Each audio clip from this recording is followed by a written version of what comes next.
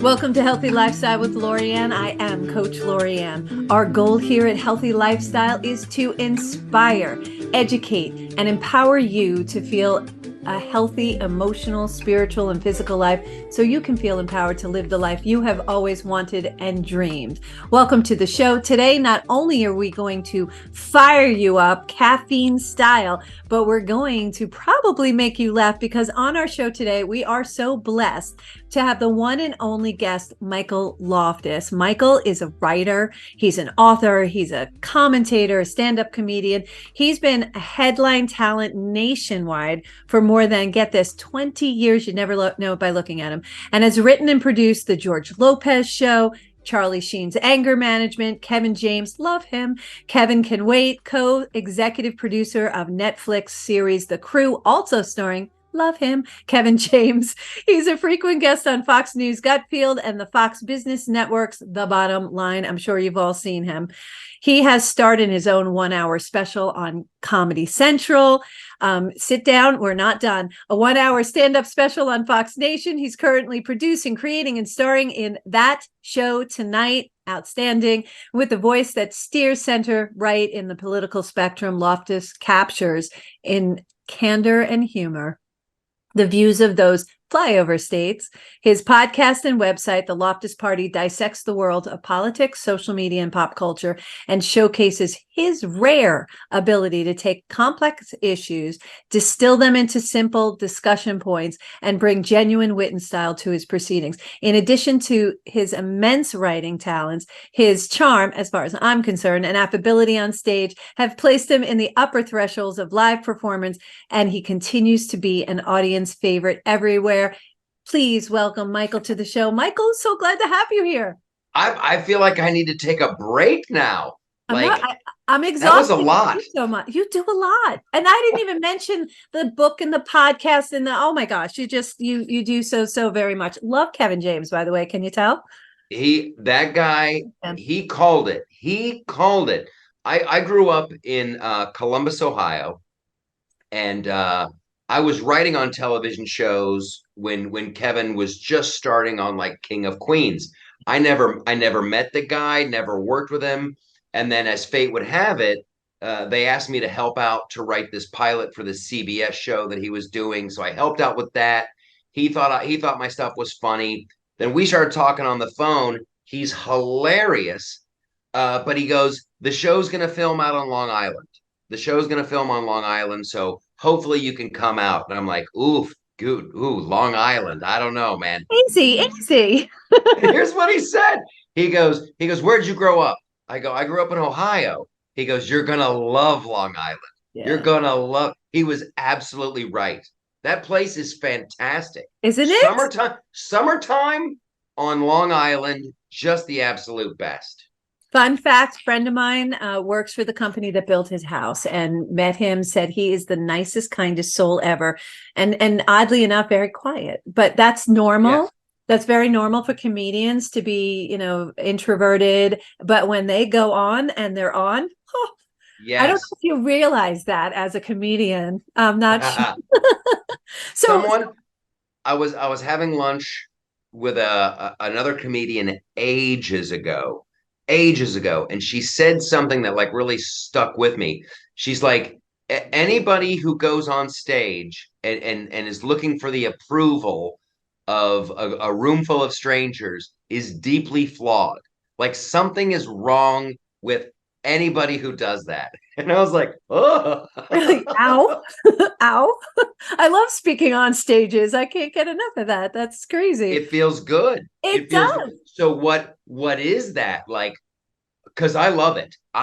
Like, even though I've written the book and then a lot of television shows, I love doing stand-up. Just a room full of people, boom, they all start laughing. It's the best feeling. Yeah, well, it's a Sally Field moment, right? They love me, they really love me kind of thing. But it also it's an opportunity for you to really get immediate feedback to the beautiness that you're bringing into the world. So when I'm speaking and I'm hopefully inspire the people in my audience, when you're speaking, you're inspiring them and you're making them laugh. I usually make them laugh because I trip onto the stage. So that's the way I make my entrances most of the time.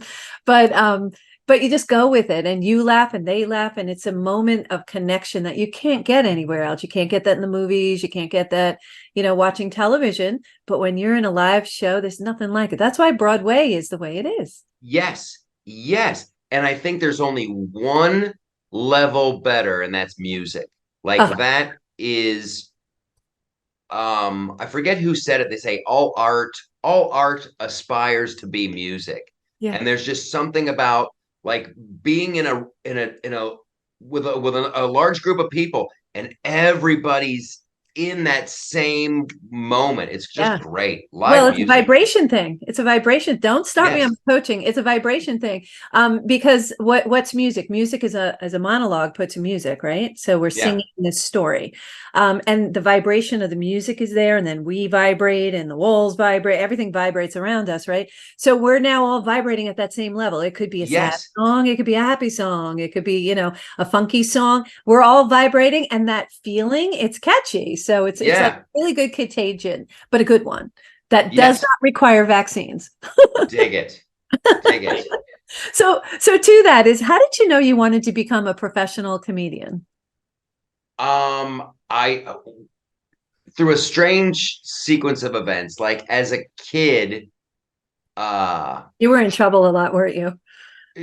for opening up my mouth, for Yeah. opening up. I once in I made a friend of mine laugh so hard she peed her pants in in kindergarten. And that's a special memory. That's a special memory. So wrong on so many levels. All right. So but then like I think it was like being in like school plays and stuff. And Yeah. then in like middle school in the seventh grade, a friend of mine, very smart guy, was like, dude, if we get up there on stage, we're gonna be able to meet so many more girls. So he So had planned. so that's what it was. And then like we were in the chorus of some show, but it was a lot of fun. It was fantastic. And then smash cut to like years later, a friend of mine was writing an article for a local newspaper, and she was going to cover this local comedy club was had an amateur night, and she didn't want to go by herself. So, I went with her to hang out to see what was going on, and it was horrible. It was horrible. These guys they had 2 minutes. They had to tell jokes for 2 minutes, and someone was going to win $200. And they were horrible. And I'm like, I can do that. I can do it. So I signed up, went back the next week, and boom. And then it was like a crackhead. I couldn't get enough. I Yeah. just I had to go back. Oh, it's so funny that you said that. So I got up on stage. So both of my parents are musicians, and I'm a singer, right? Okay, So I am in junior high school, and I'm what do they call them? Usher. I'm an usher. So I sure. volunteered to usher. So I'm standing there and I'm watching the play, and I was like, I could do that. And like you, I was sitting there like critiquing it, and I feel terrible, but I was like, this isn't really good. And oh my gosh, they should have done this. And oh my gosh, they should have done that. And I was thinking all this, and I was like, oh my gosh, I could do this. So the next time the auditions came up, I got up and I auditioned for it. And seniors at the junior high school Yeah. level, ninth graders in our school, were the ones who always got the leads. And don't you know, I got a lead, got everybody upset, the whole 9 yards. And I just went on. I was like, what? I can do this. It's not a big deal. I play make believe all the time. That's my happy Yes. place. So yeah, I was destined to have that same desire as you did, but not for the same reasons. I wasn't there because I could meet boys. So I guess that's okay. Yeah. But No judgment, no judgment. it is funny though that you distilled it down to I can play make believe, Yeah. and that's all it is. That's all it is. And it's so many people have that fear of public speaking. They want to look foolish on stage.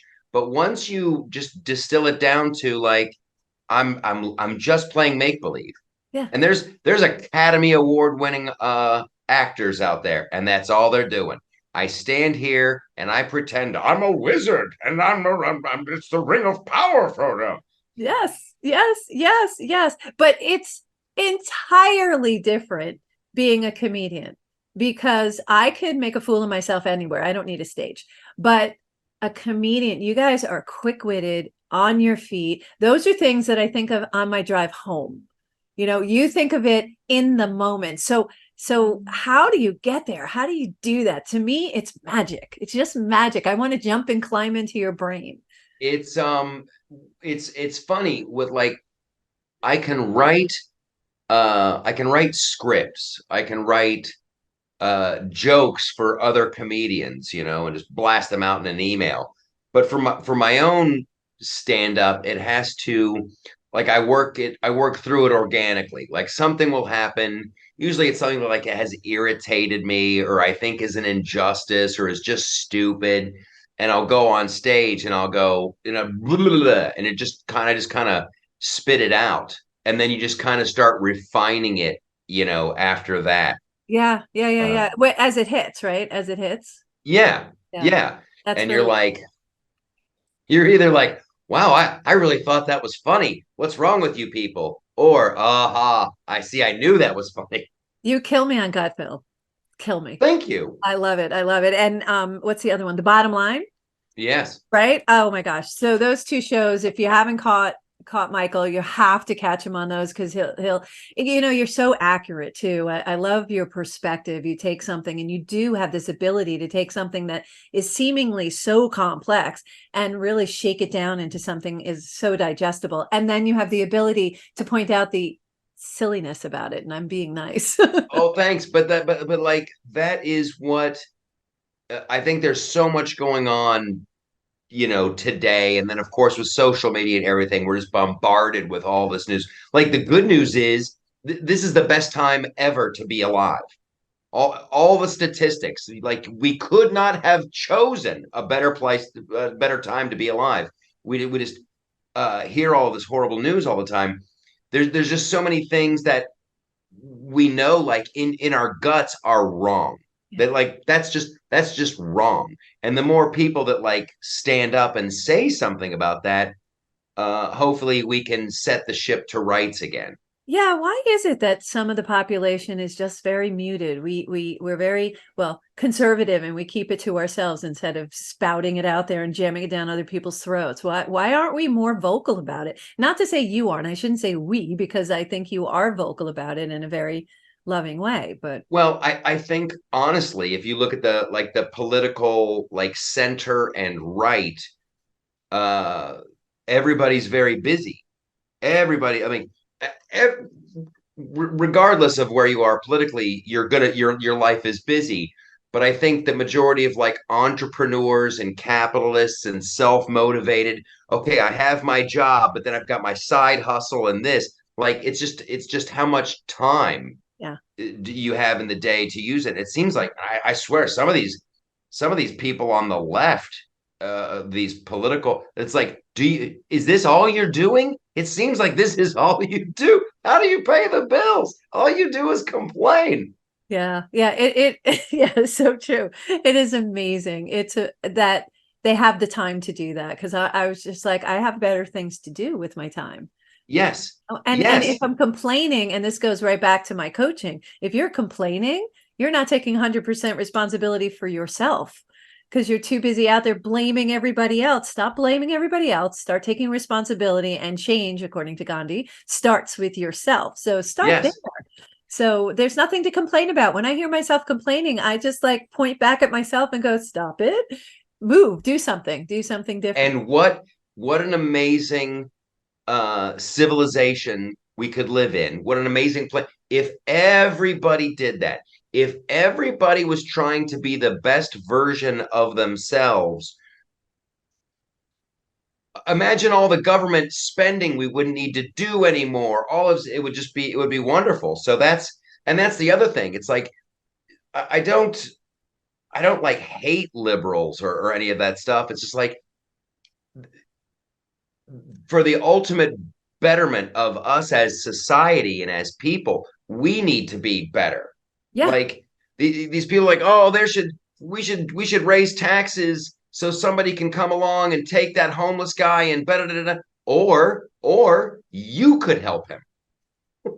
Yes. Yeah. Take responsibility. You take an action. As opposed to, again, that's a blame. That's blaming the government. That's blaming your teacher. That's blaming your mother. That's blaming your potty training. Stop it. Dig it. Do it. Yeah, do it. Dig it. Where did you get your first break? Like, what was that time? Where was that pinnacle point? Oh, the big one. I'd have to say the big one was writing for the George Lopez show. Oh, And I had moved out to Los Angeles, and things weren't going bad. They were going okay, and I was, doing little stand-up spots on like basic cable channels, weird stuff. And I was gonna be on I was gonna be on this show for like the Animal Planet or something. okay. And they were like, "Oh, we need to see your 5 minute set." They thought they were acting like it was the flippin' Tonight Show or something. So I go out, I go out to this comedy club in Southern California. It's called the Ice House, and one of the best comedy clubs, just fantastic. The Smothers Brothers, Steve Martin, Lily Wow. Tomlin, everybody would record their albums there. It's just fantastic. So I was lucky enough to be a regular there. So I did my set, my little 5 minute Animal Planet stand up thing, and I got it. They got it on a DVD for me, and I go off stage, and there's this Latino guy in the green room, and I'm grabbing my jacket, and he's like, "Hey man, what's your name? You're a funny, cuss words were flying. You're a funny, and I got a TV show, and I want funny people like you to write on it. Give me your number." And I'm like, okay, so that was George Lopez. Oh my gosh, he is hysterical. I love him. Yeah. And so I'm like, okay, I gave him my number, and I'm like, I'm never gonna hear from that dude again.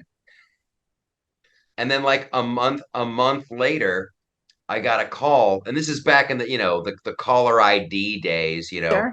and it came up WB Studios. So I picked Warner it up, Brothers. and it was the production company. They go, "Yeah, George says he saw you in a club. This is the writing department for the show. We're working on scripts.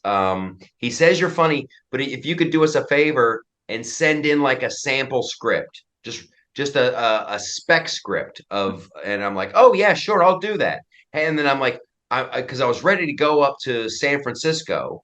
I was doing stand up there for the weekend, and I go, "Hey, I'm on my way out the door. Can I get you my sample script when I come back on Monday?" And they're like, "Oh, absolutely." So the whole time I'm driving up to San Francisco, I'm like, "Oh my God, what am I gonna do? What am I gonna do?" And then I was like writing all weekend, telling jokes at night, but gave him a script on Monday, pretended I had written it ages ago, and then Oh, they this whole hired thing? me. This whole thing? Oh yeah. So yeah, they hired me as the punch up guy. I was like one day a week, and they would show me the script, and you'd go, "Okay, we could do this joke. This joke might be a little funnier." And then that started to 2 days a week, and then they asked me to go full time, and it was wonderful. It was a really great experience. A Was that lot your of learning. was that your favorite show to work on, or Oh do you have no. a favorite show? No. It was fun Yeah. because it was on the Warner Brothers lot. It's kind of famous, and it's crazy because like my office, when you watch the opening of a Warner Brothers movie and the water towers over Yeah. there and they kind of pan over, I'm like, I can see my office. That's so cool. Which, That was your which face. I knew I saw you someplace else. so many cool things happened on that because of that show and just the surroundings, and just like it was like a movie in a lot of ways. You'd be walking by a soundstage and you're like, "Ooh, what's going on in there?" And like they were filming some like submarine movie, and then it was really wild. That's But I cool. think my favorite show, beyond the one I'm working on now, that show tonight, which is sketch comedy, and it's live. It's like Saturday Night Live. It's like so much fun. Thatshowtonight.com. There was a What was show that on. again? I'm sorry. What was that again? That show tonight? Was that the title? Yes, Oh, okay. thatshowtonight.com. That's where everybody can find it. There was a show that I worked on for one season for NBC, and it was called Outsourced. And that was, yeah, just one season. And it was about this American who had to He had moved, based on a true story, this American who had moved to India to run a call center. And it was a single camera. It was fantastic. It was so much fun. Oh my gosh, this is amazing. I love these stories. We're going to take a short break. You're Yes. listening to Healthy Lifestyle with Coach Lorianne, and we're here with Michael Loftus. Check him out at TheLoftusParty.com and ThatShowTonight.com. And we're going to take a break. We'll be right back.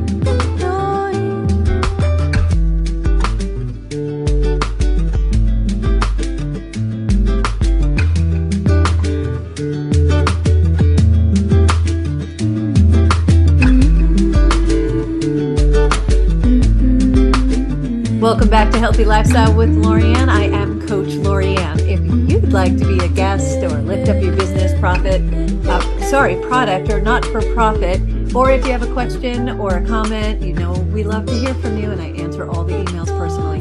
Email us at healthylifestylewithla@gmail.com. That's healthylifestylewithla@gmail.com. It is so wonderful to have you all here, and we want to jump right back in with Michael Loftus. He is cracking us up and telling us all these yummy stories. So get your chair, get your coffee, get a cookie, and let's go back into speaking with Michael. Michael, welcome back. Thanks. I'm having a blast. It's good times. It is good times. Speaking of good times, what's it like being conservative in Hollywood? It's getting less lonely every single day. Stop it. Tell me more. I love it. Well, once upon a time, I was doing stand up at the Melrose Improv, right? It's right up the street from the Comedy Store, yada yada yada. And I was watching every comic make fun of George W. Bush. And I'm like, this is crazy. I mean, like, this is insane, because as a comic, you don't want to do anything like the person in front of you. Sure. And all these guys were going up, and they were just they weren't even telling jokes. It was just like horrible, vicious, and so when I went up there, I was just like, I'm gonna tell you something right now. He is the best president we've ever had. I want him on Mount Rushmore. And I just went the other way with it. And the audience was rolling. They were just having a blast. And I think that's the one where, like, people were like, oh, there is that one guy, Michael Loftus, that he was doing that stuff. Like, he's a Republican, he's a conservative. And then my phone would start ringing for like the weirdest things. And one of the weirdest things was there was this new show called Red Eye on Fox News. And they're like, would you like to be on this brand? I'm like, absolutely. But being in LA, I had to do it like we're doing it now, through a satellite hookup. But that's how I met Greg, and then I was like the only dude for years in Los Angeles. But it gave me a great opportunity. I hosted a television show called The Flip Side, which was independently syndicated, and learned a lot about like syndicated television through that, which gave me a foundation like years later when we started doing That Show Tonight and all of that wonderful stuff. So it's weird. You never know why you're in a certain position, and you just have to kind of go, well, maybe this will pay off down the road. Who knows? Yeah, so it's a beautiful thing. Remember, you were doing this you were going back into a green room and you met George Lopez, right? You probably weren't there for Animal Planet, but you said yes. And that got you there, which got the attention of George Lopez, right? So Yeah. all these things happen for a reason. All these tools you're gathering throughout your career, you're putting into your tool belt. And isn't it cool? I noticed this one day, is all the crazy stuff I've done in my past help me exactly all the tools I need right now to serve my clients. And it's just crazy when I turn around and I look at it, I was like, this is crazy. Like how would I have known that X would have served me today? And it Yes. does. It's like, who knew that, knowing how to sew a costume would come in handy today, Yeah. or some crazy wild thing that I learned. So I always look at someone's background. And quick story, and I've told this story before on this show, but quick story, I went for this one job. I knew I had already had it because the president had already hired me, but I had to go through the formalities with HR. And I'll never forget this vice president. She came in, she was the vice president, a VP of HR. She sat across the table from me, took my resume, went, swung it back and forth, and then slid it across the table at me and went, what am I supposed to do with this? Because she thought that I had no experience to do what he had just hired me for. And she was just totally perplexed. Like, you just don't have any. And when I walked through the resume, I explained to her how it was going to help me and what Yeah. going to serve and go through that. But here was a vice president of an HR department not getting it. And I was just like, oh my God, this is why I don't work for companies anymore. I have Yeah. and I help coach other people so that they don't come up against that and they can pursue their dreams like That's you're great. pursuing yours. It's great. What's happening in America right now is perplexing to me. That we have all these freedoms, and there are some people who are willing to give up the freedoms and things like that. What's going on with this, and what's your political view on everything that's going on, and how did all of this change the course of your personal career? Well, I know it's cost me a bunch. However, in a wonderful way, like we're talking about, I don't know why it's playing out like this, but it is, and I think it's ultimately going to be a good thing. Uh, I was pitching a show with a very famous actor, producer. I'm not going to out him here, It's fine. but it was like a right-leaning center common sense version of The Daily Show. But just like a counterbalance to that, not mean-spirited, nothing. Yeah. And so we went out, we were pitching this show, Netflix, Amazon, all these companies, and they're like, we love this. We think you're great. We love this. We love this show. It would make a fortune, but we can't put it on because we can't afford to look friendly to the right. So that was a wake up call for me that like even though they know they will get insanely wealthy, usually it's like if there's a conspiracy or something, it's like, oh, follow the money, follow the money. Yeah. But now this was like bigger than money, and it's like it's almost like the left and this woke movement. It's almost like a religious. It's almost like the Spanish Inquisition. You either agree with them or you get canceled, or else. Yeah. And that's why, and I think it's all coming out of years ago. The seeds were planted in colleges, where like, oh, socialism is great. And if real socialism was done well, and oh, great social, and there's like, and I think there's a security, especially in like college age kids, they're like, I'm worried about the future. It's a big, scary world out there. So yeah, if we all just shared more and we did like a commune thing, it's based in fear. Like It all is basically. most bad decisions you will ever make in your life are It's based out of. So that's where I think it's coming from. And now they're going for it. It's like it's happening so fast. And I think that's why they're doing all this craziness with the little kids, and elementary schools. And are you questioning your yeah. gender? Yeah, I think don't you think that it's something like a sparkly object to distract us from what's really going on? It's like, okay, how crazy can we get and how much distraction can we? To me, it looks like a social science project. I really think they're trying to see how far can we push them. Let's see, when are they going to start to push back? And that's my question. I've been saying for years now that the power of the purchase is what we have in our back pocket, pun intended, Yeah. and we're not utilizing the power of the purchase. And I know I do. There's a very long list right now of companies I will not support. And I support mom and pop shops all around, always have small business. I am a small business. Yeah. More than 70% of the people in the United States own small businesses and supporting this economics. And Yeah. so when government, our government perhaps is going after the middle class to eliminate it, that's 70% of our income. So then what? So we're not looking long term. And so when we don't utilize the power that we have of the purchase and say, no, I don't accept that, and you shouldn't be getting involved in this, you're a product maker, make your product. Yes. Your political opinion is yours, have it, do whatever you want with it, but don't put it into my product. Yeah. And that's Well, what we're there seeing is more and more of. it's that very key thing where it is like the power of the purse and making sure that you are using your dollar for to support people who have common values, Yeah. and that's great.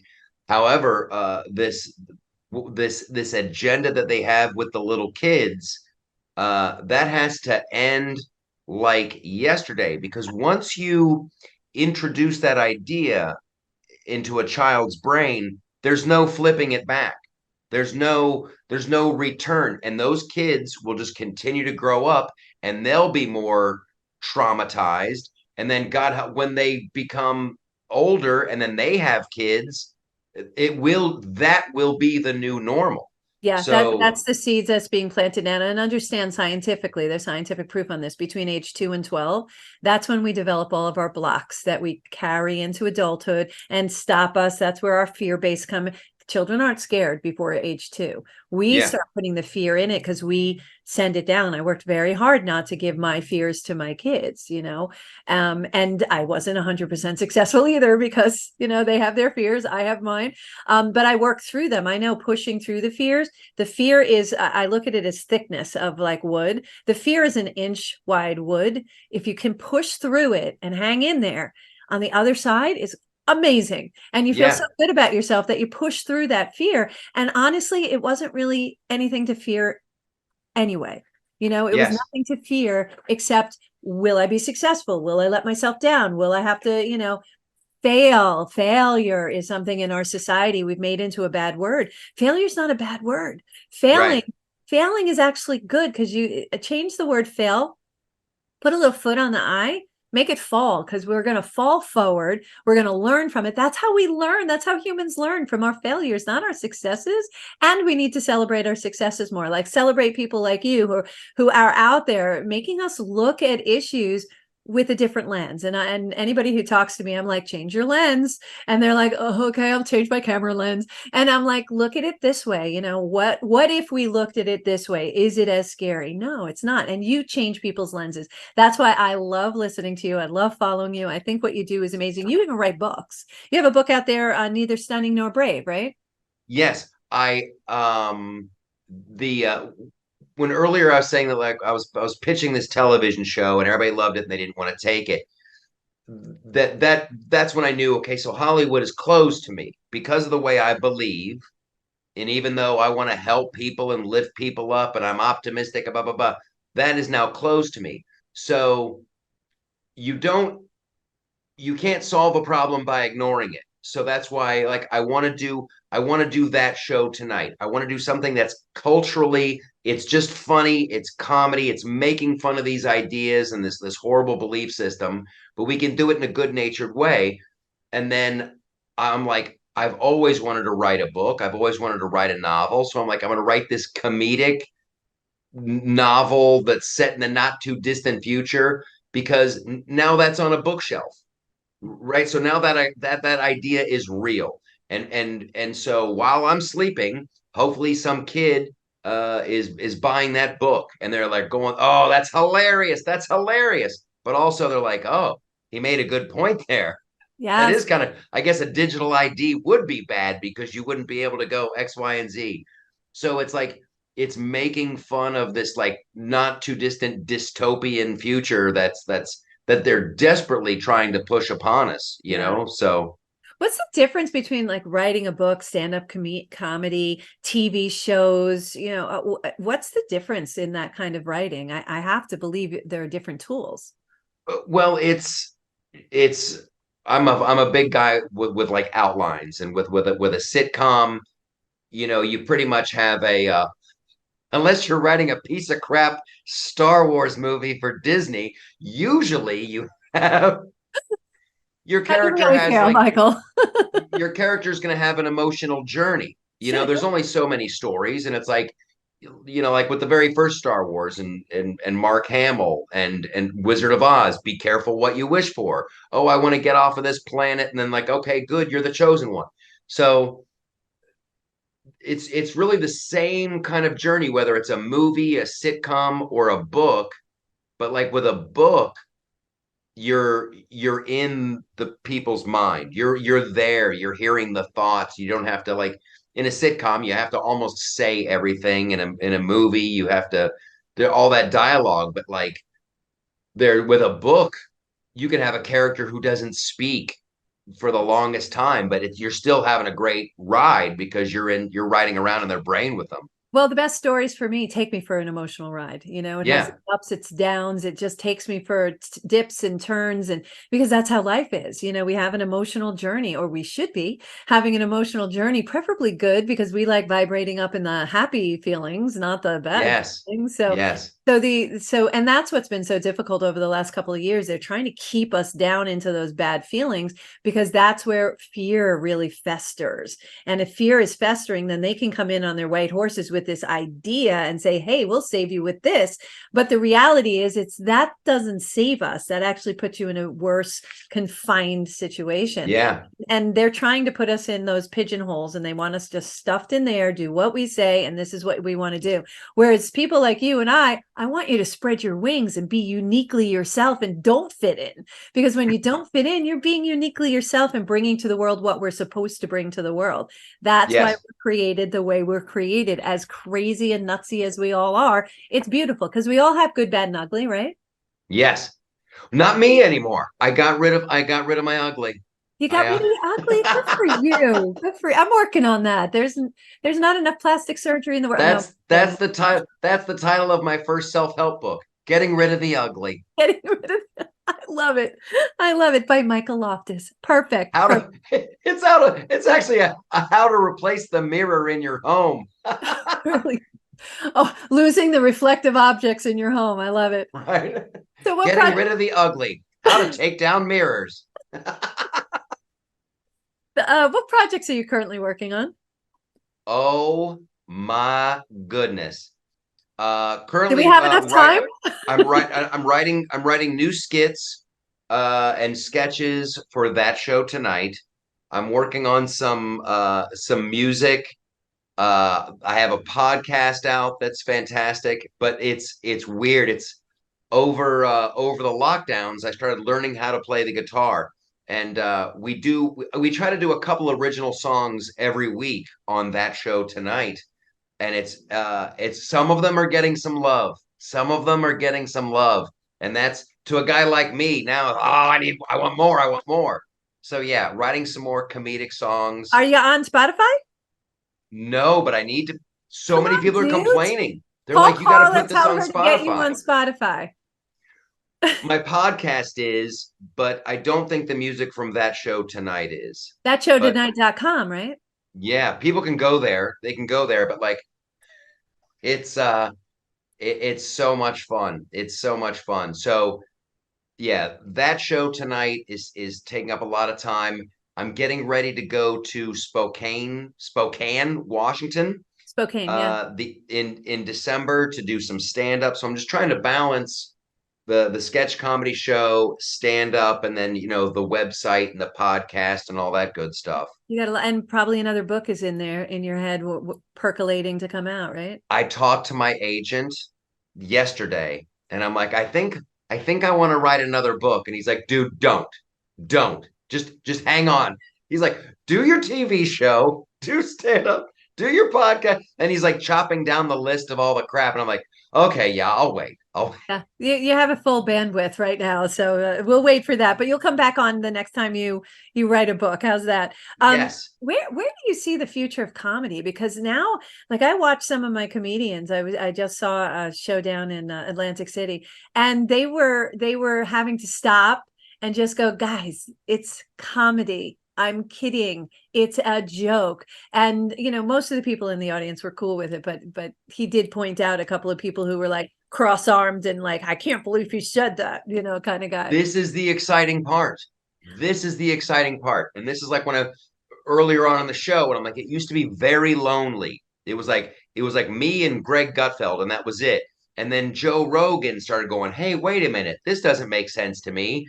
And he was making fun of it. And now these guys they're popping up left and right, and it's fantastic. But you will have, and it's like, and I've been saying this since like 2014, leaning to the right, being conservative, being a libertarian, small government person. It's almost like being a punk rocker. It's like the alternative. We are the cool kids now. So with comedy, you're going to have this very lame, unfunny, and it's all going to be like reflected inward. People are like, oh, I have anxiety, or it's all going to be me, and their personal experience. And the good stuff, the great comedy, is going to go underground. It's gonna be on like places like That Show Tonight, and we're going to be showing other comedians specials, and we're inviting other comedians to help out. It's going to be the Joe Rogans of the world, and it's like you'll have to go find it, but everything is shifting.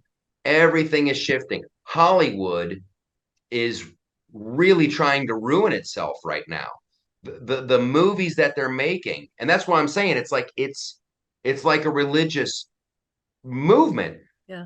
Look at Top Gun. The Top Gun sequel blew everything out of the water. So you'd think, oh my gosh, we're going to make a bunch of movies with like these good-looking men who rise to the occasion and they fight the bad guys. And no, they're not going to do it.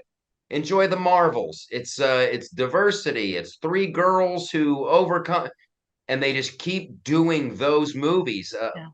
The latest Indiana Jones movie. It's just like they want to ruin every franchise. They don't want to do anything like traditional. They just want to keep making sure, oh, we're gonna make fun of the patriarchy, and we're gonna make fun of toxic masculinity, and we're gonna raise up diverse women of color who have one leg and a lazy eye. Whatever.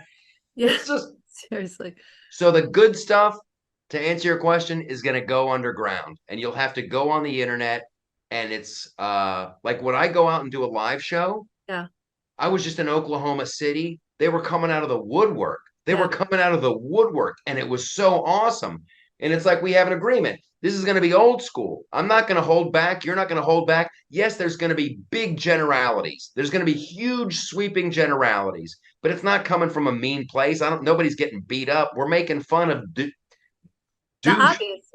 Yeah. And the obvious. Yeah, that's it was Sebastian Maniscalco.